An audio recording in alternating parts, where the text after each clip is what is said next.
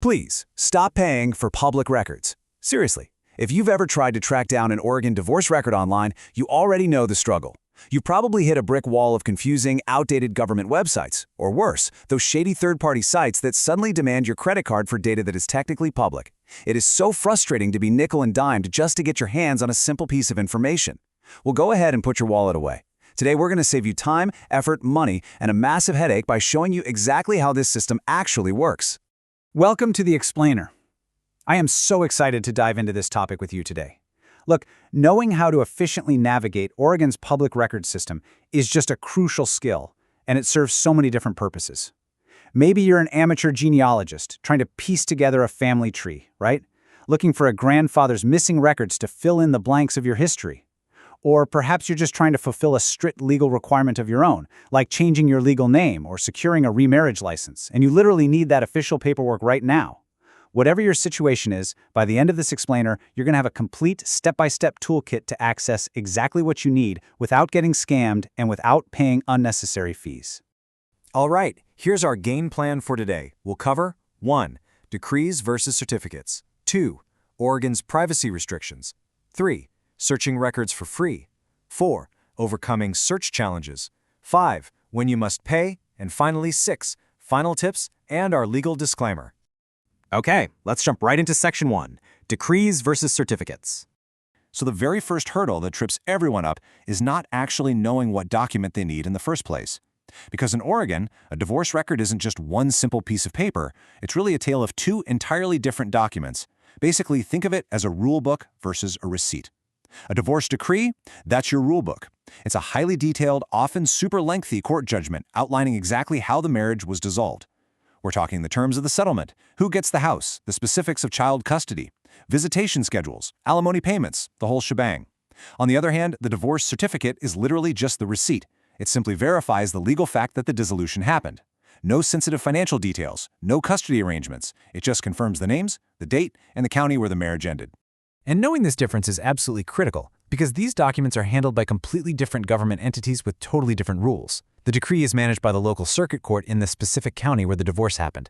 It functions as a comprehensive court order, it's generally considered a public record, and getting a physical copy usually costs around $5 plus maybe 25 cents a page from the court clerk. But the certificate? That one is considered a vital statistic, so it's held centrally by the Oregon Health Authority. Because it's an official state vital record, it'll cost you a flat $25, and, here's the kicker, access to it is heavily restricted for 50 years. Which brings us nicely to Section 2, Oregon's privacy restrictions. So, let's talk about those hidden privacy laws governing Oregon's vital record system. If you try to order a recent divorce certificate right now, you might be in for a nasty surprise. Oregon enforces a very strict 50-year rule on vital records. This is to protect the privacy of its residents and help prevent identity theft. That means a standard divorce certificate is locked down by the state for half a century after the event actually occurs. So to put that into perspective, let's say you're researching a divorce that happened in 1990. The general public cannot just go online and order that official certificate from the state until the year 2040. Now, you might be wondering, what if you desperately need a record from within that 50-year window? Well, state law does carve out specific exceptions for this exact scenario. During this restricted period, you are legally allowed to bypass the 50-year rule, but only if you are one of the named parties on the record, an immediate family member like a child, parent, or sibling, or an authorized legal representative. This is designed so that, say, a daughter who needs her parents' divorce certificate to settle an estate can get it, but a curious neighbor or distant genealogist absolutely cannot. If you don't fit into one of these specific legally defined categories, the state simply will not release the certified document to you. All right, moving on to Section 3, Searching Records for Free. Now that we understand the legal landscape, how do we actually find this information without hitting a paywall? We're going to focus on accessing public court decrees through the state's judicial system, kind of treating this like our own active investigation. Step 1. You're going to open the official, completely free Oregon Judicial Department portal. It's often called the OJD Records and Calendar Search. Imagine you're doing genealogy research, right? You're trying to track down your grandfather's divorce proceedings. Step 2. You select the specific county where you think they lived, say Multnomah County, or just choose all locations if you aren't sure where he filed the paperwork. Step 3. Type in his first and last name. Boom! The system acts as this massive search engine across all of Oregon's circuit courts to find any matching court dockets. But the crucial point here is understanding what you actually get when you hit search. The free OJD portal gives you something called a register of actions. Think of this as a historical chronology, a breadcrumb trail of the entire court case. It tells you when the initial petition was filed, when various motions were made by the lawyers, and the exact date the final judgment, the decree itself, was officially entered into the record. It gives you the full timeline and the critical case number, which is incredibly valuable information to have. But, and this is a big but, it is very important to note that this free search will not give you a download of the physical document itself. Now, if your search on the OJD portal comes up empty, especially for much older records, don't panic. You have alternative free resources that are just absolute gold mines for researchers. First, the Oregon Historical Records Index, or OHRI, is fantastic for digging up early county-level returns that just haven't been digitized into the modern system yet. Then there's Family Search, which hosts brilliant free databases that you can access from your couch, including a comprehensive index from 1991 to 2008.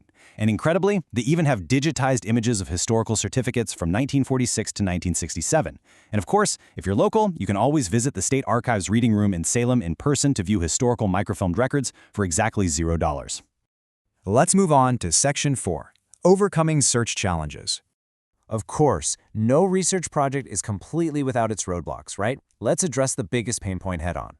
As I mentioned, the free OJD online portal only gives you the index and the timeline. But what if you actually need to read the final judgment? What if you're tracing an asset, and you literally need the actual PDF of the decree to see the exact terms of the settlement, who got what property, or what the custody arrangement actually was? Well, you basically have two primary choices to view the actual PDF of the court filings. Option 1, you can use the Oregon Judicial Case Information Network, or OJCIN. This is a paid subscription service that provides remote access to the documents. But honestly, it's mostly used by practicing lawyers, background checkers, and professional researchers because of the setup costs and monthly fees. If you want the completely free, practical alternative, just write down that exact case number you found on the free OJCI search, walk right into the local circuit courthouse where the case was handled, and use their free on-site public terminals. You can view the digital documents right there in the lobby. Another major challenge you might face during your search is restricted information. While court decrees are technically public records, sometimes a case file contains highly sensitive details that judges simply have to protect, like a minor child's identity, a victim's home address, or deep financial details like bank account routing numbers. This can cause the court to restrict public access to the whole file. But if you run into a file like this, do not give up. Under Oregon's Uniform Trial Court Rule 2.110, you have the absolute right to formally request redacted copies. The court staff will simply black out the highly sensitive data, and that allows you to legally and safely inspect the rest of the public record. Section 5. When you must pay. Okay, so there are times when a free search or a redacted public court copy just isn't going to cut it. If you need an official state-certified divorce certificate, say you're processing a legal name change with the Social Security Administration or getting a remarriage license, you have to go through the Oregon Center for Health Statistics. And please listen to this vital warning for anyone searching online. VitalCheck is the only authorized third-party vendor for digital requests in the state of Oregon. Seriously, if you see another website promising to get you a certified Oregon divorce certificate fast for a premium price, walk away immediately. They are either an outright scam designed to steal your identity, or they're an unauthorized middleman just charging you massive hidden fees for a form you could easily fill out yourself.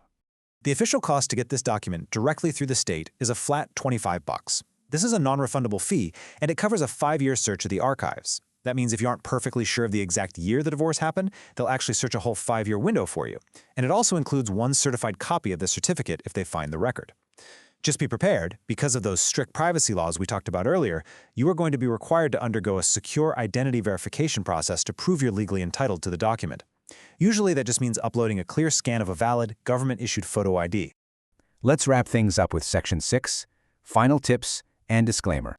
Okay, we have covered a lot of ground today, from deciphering complicated legal documents all the way to avoiding those predatory online scams. So here is a quick recap of your survival tips for mastering Oregon's record system.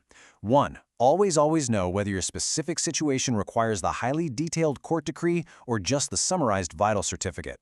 2. Maximize that completely free OJD portal to find your case numbers and timelines before doing anything else. 3. Guard your wallet against unauthorized sites. Stick exclusively to the official county courts or VitalCheck. And 4. If you do ultimately need that certified vital record from the state, just have your photo ID ready to prove your legal right to access it. And of course, just a quick legal heads up before you begin your search. The information provided in this explainer is for educational purposes only and does not constitute legal advice. Public records laws can be really nuanced and they do change. If you have specific legal concerns regarding your divorce records, custody agreements, or privacy rights, you should definitely consult with a qualified legal professional practicing in the state of Oregon. Well, there you have it. Now that you have the tools, the knowledge, and the exact steps to navigate this system like a true pro, the rest is totally up to you. Whether you're fulfilling a strict legal requirement, changing your name, or doing deep genealogy research to understand your family's past, you are no longer locked out of the archives. So what part of your family history is waiting to be uncovered today? Grab that case number, jump onto the portal, and happy searching.